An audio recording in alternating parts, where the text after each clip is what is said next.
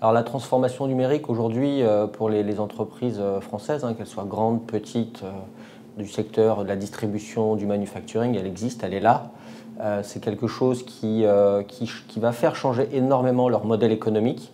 Le catalyseur de tout ça, c'est le cloud computing. Aujourd'hui, avec le cloud computing, tout le monde veut acheter, que ce soit du produit, du service, du logiciel ou autre, as a service. D'accord ? Donc on voit vraiment aujourd'hui une transformation profonde des modèles économiques des entreprises, notamment les entreprises qui fabriquent des produits. Je pense notamment au manufacturing, le secteur de l'industrie, qui pendant des années, leur métier c'était de fabriquer et de vendre des produits.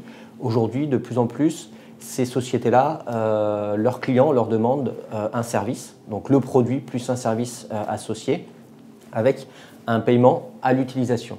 Donc c'est quelque chose qui est très important et qui est très disruptif pour elles parce que leur modèle économique change complètement. Derrière tout ça, donc, le numérique aujourd'hui on pense beaucoup au côté front office, c'est-à-dire le côté marketing, relations clients, etc.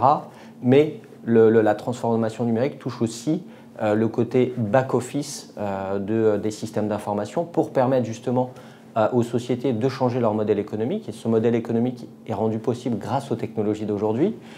Pour vous donner un exemple, des entreprises de grues qui précédemment louaient leurs grues, alors 3 mois, 6 mois, 1 an sur des chantiers. Aujourd'hui, grâce au système embarqué qu'ils ont pu mettre dans leurs grues, ils louent leurs grues à la masse soulevée. Donc c'est vraiment une manière de vendre totalement différente.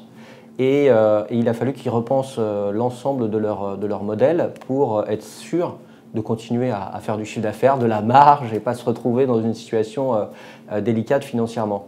Et l'autre avantage que ça a, c'est qu'aujourd'hui, avec ces systèmes, ça leur permet de pouvoir proactivement identifier des usures sur des pièces, etc. Donc de les changer de manière proactive. Et donc, ça évite aussi que les grues soient en panne, que les chantiers soient en retard, etc. etc. Donc aujourd'hui, dans le côté back-office, c'est tout ce qui tourne autour des systèmes embarqués, ce qu'on appelle le M2M, le machine-to-machine, donc des machines qui communiquent entre elles, et l'Internet des objets, Internet of Things, qui est lui plus rattaché au B2C ou alors au B2B2C.